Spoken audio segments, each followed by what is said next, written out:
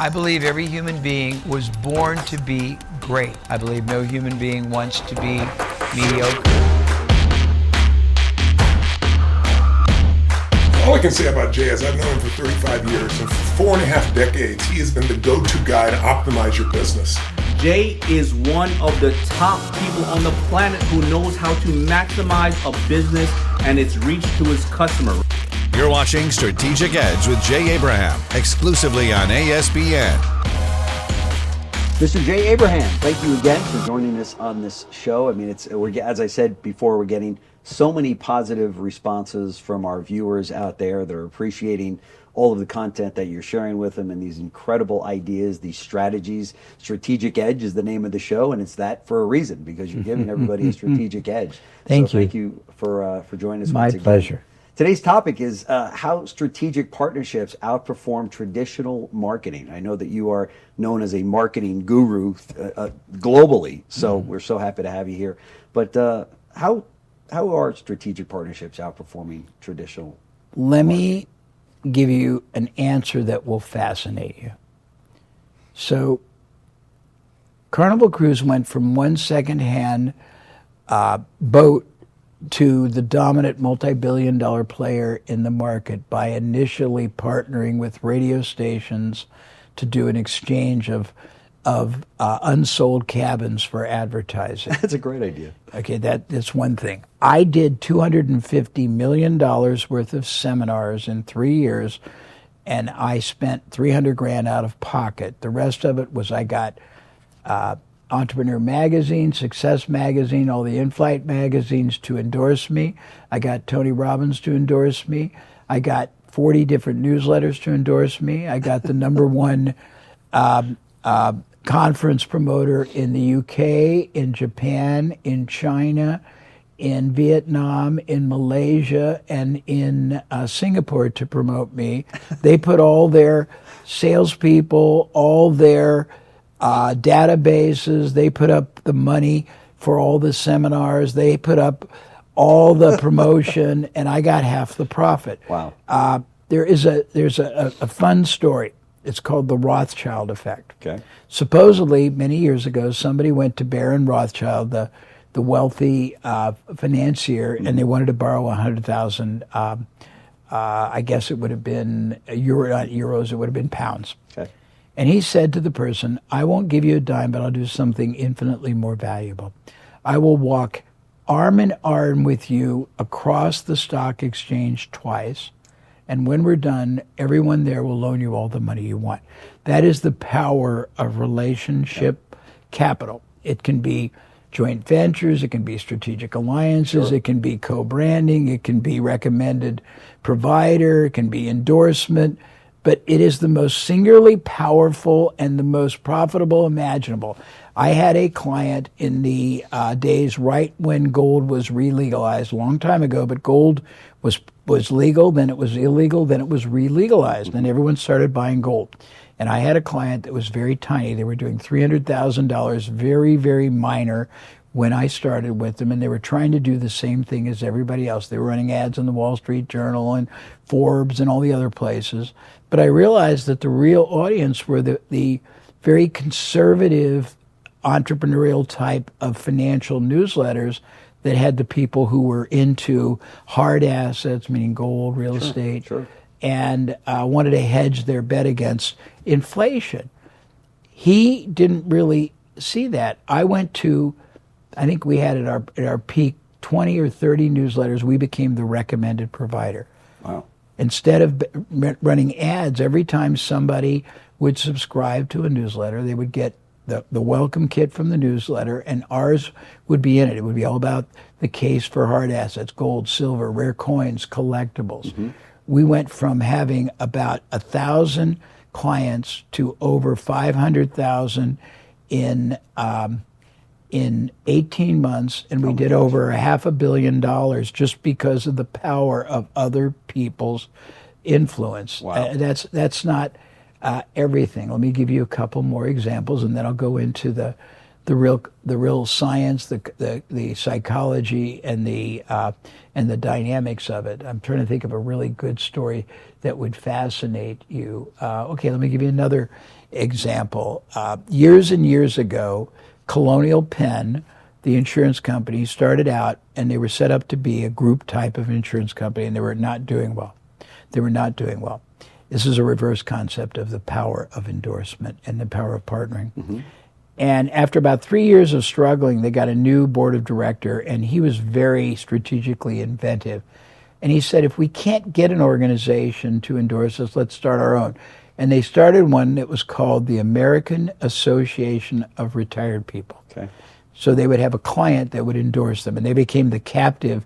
And all of a sudden, they built it to 14 or 18 million members, but they also created billions of dollars of insurance. Sure. And the only reason they're still not there, it was considered a monopoly, and so they had to divest themselves of it. But the point is, there are going to be people, there are going to be entities, there are going to be organizations, there are going to be associations, there are going to be influencers, there are going to be authors, there are going to be all kinds of entities that have access to a market that you are targeting. Right.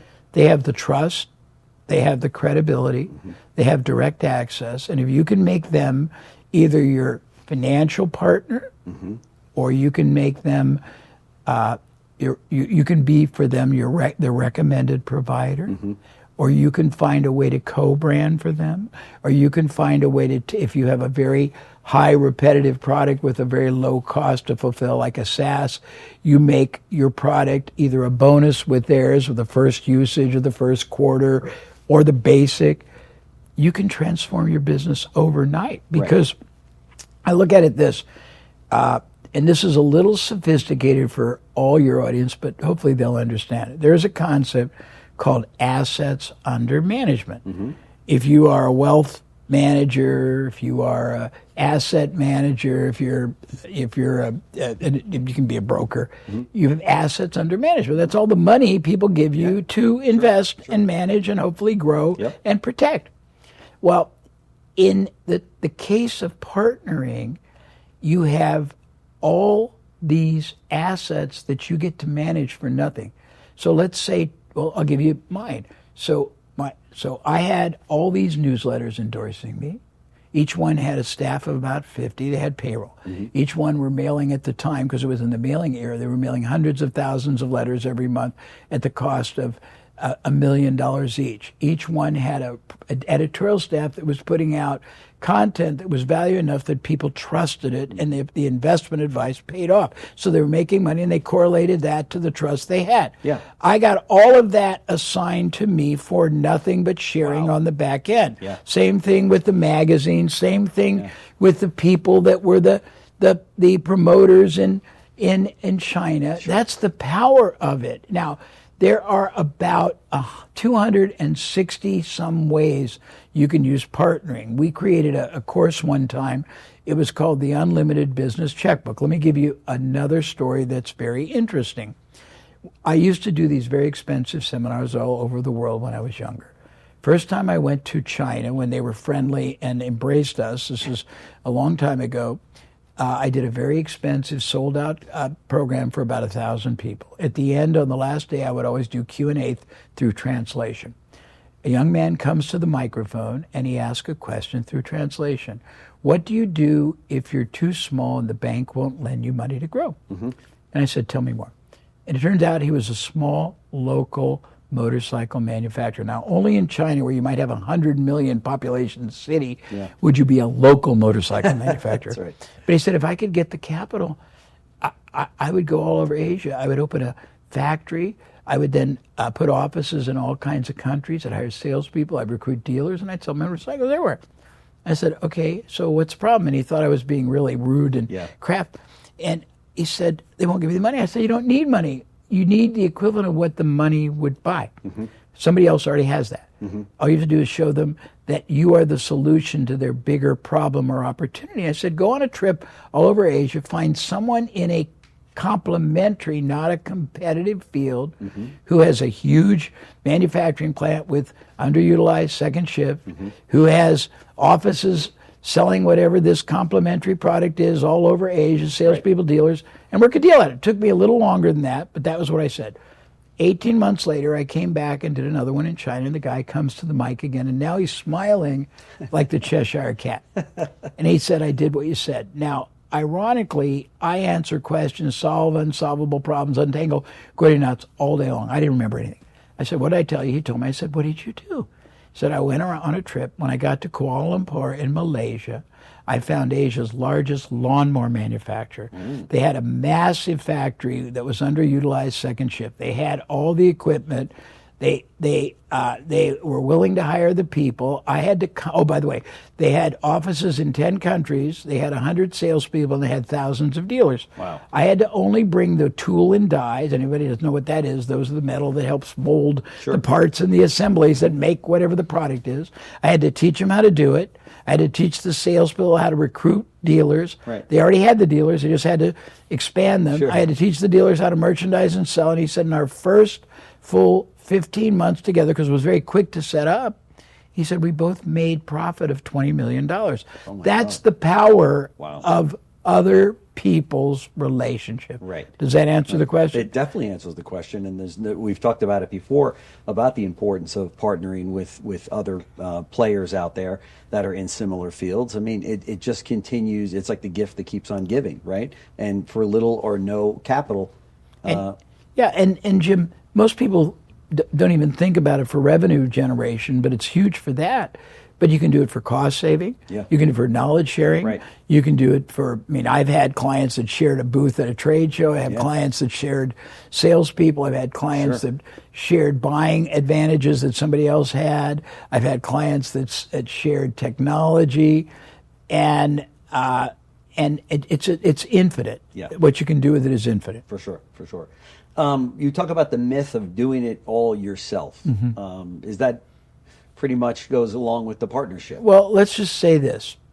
If you started out tomorrow from scratch, and you'd have Jim's, I don't care what product you have, and you're going to start knocking on doors, and you're going to start running ads, and you're going to start, or let's take a different thing. You're going to go into markets. You want to set up an office, right? First thing you have to do is find the office. So you're going to fly in, look at a bunch of places. Then you got to negotiate the lease, right? And you got your attorney involved. Then you got to put a big amount down if it's a long-term lease. Now you've got a long-term lease on an empty building that you have to put equipment in, right? That costs money. Now you got an equipped empty office that you have to put people in, right? That's right. Okay, so now you're going to pay recruiting. You're going to pay hiring. You're going to have to spend a lot of quality time doing it, and you may not get great people. And now you're going to have salespeople, right? And that is in addition to your advertising or all the other things. And it takes a lot of time. It costs a lot of money. And most people who do it initially, they have to basically replace half the staff, not because the staff are bad people. They just don't choose well in the beginning, and they can't tell till they can't tell till they're way into it. So now we've got you about a couple $1 million. Whereas if tomorrow morning you were able to convince not one, but 3 or 4 or 5 or 10 companies that already had salespeople, offices, distribution, credibility, trust, and they would take your product through their distribution. That's right. So I have a story, and it's an older one, but I've got a couple of them. So many years ago, when a certain kind of exercise was very popular, somebody came to one of my programs, and they had about 5 really cool clothing items that supported this exercise modality, but they were starting to get stale, and they had distribution in 5,000 of the best retail store chains in all of America. But they were struggling because they didn't have a great new product coming, and their sales were diminishing and diminishing. And I looked at him and I said, do you understand your asset is not your 5 or 6 products, it's the distribution relationship you have with the buyer who buys lots of other things. So I said, just go out, go to all the hot exercise places in the hot markets, LA, Beverly Hills, Santa Fe, South Beach. and you'll find that somebody has created a creatively beautiful item that they're selling 4 of there, and that's all they're selling. Right. Go to them, get the rights to that design. Don't buy them from them. Give them 5% and put it through your distribution. They did that, and their business quadrupled. So it's the ability to realize that relational capital, meaning the relationship somebody has to audiences, to buyers, to sources, supply, to financial sources, to anything can be more valuable. And doing it yourself, it's either arrogant or ignorant. I mean, think about it. If you were starting a business, Right. and you do it yourself, first of all, unless you are a trust fund baby, Right. you've never done that business before. Right. Even if you work for a company, you've never done it from scratch. So you're going to put a lot of money in it. Yep. And the odds are you're not going to do it perfectly in the beginning, and you're going to have to probably reset a couple times. Yep. For sure. And you're going to burn capital. That's right. And time and marketing and advertising and travel and trade shows. And it's like a Sisyphus pushing the ball up the hill in the beginning. Yeah. Whereas tomorrow morning you could be distributed by the number one company. I have a story that a guy that came to my program one time was an ex-executive at both Siemens and the old NCR. Mm-hmm. And he wanted to be an entrepreneur. And when he came to my program and learned all about this, he realized that he had access to all these companies, and he could get control of technology businesses that were embryonic and put them through them, and he could get 50% ownership for nothing just by doing that. Wow. And the first one he did, they made $8 million on the first deal he did, and he made basically $4 million a year just from that connection. Oh my gosh. And he had the equity in the business Yeah. they sold on top. So it's a whole different, much more high leverage, but no risk way. You have no downside, only upside. That's right. You get to capitalize on all these assets under management for no investment. Yeah. I mean, and most people don't even do one, let alone all. And you can do it for revenue generation, cost saving, cash flow, inventory management, better buying, better technology. I mean, you can get a license from somebody else and just pay on results, on savings, on productivity, on sales. I mean, I can go infinite on it, but it's just, to me, if you took every one of my 97 methodologies for exponential business growth away and I had to keep just one, it would be that, because it's infallible. Yeah. Yeah. Somebody always has, and it's not just singularly somebody, many buddies always have access to the same market as you, and they're not competitive, and there are going to be big ones that are hard to negotiate with, and there are going to be entrepreneurial ones that are easy to negotiate. And even if you had to give them an option for an equity in your business, does it really matter if on your own you build this $1 million business and through partnerships you build a 20? That's right. Who cares? That's right. That's right. You started off by saying it's either ignorance or arrogance. Yeah. And ego, right? Yeah, it is. Many cases. And usually it is. I want to do it myself. Right. Why? Right. I mean, why do you want to recreate the wheel? Right, right. Why do you want to start from scratch? and today, more than ever, it's brutally hard because there's everybody and their brother is competing. The consumer is apathetic. They are untrusting. They are, their concentration, their open-mindedness is diminished. That's right. But if they already trust somebody that they've been doing business with, That's right. and that company has already delivered, and they are the trusted provider in a related but not a competitive product, and that company either recommends, endorses, or co-brands with you, it's almost a no-brainer. Yeah, yeah. There's no question about Yes. it. Yeah, no question. This is why we love having you in. Jay Abraham with Strategic Edge. I know that, as I said before, so many of our entrepreneurs that are watching, and small business owners, medium-sized business owners, get so much out of your visits with us here today. These are phenomenal strategies. So Thank you so much. Absolutely. Thanks for watching Strategic Edge with Jay Abraham, exclusively on ASBN.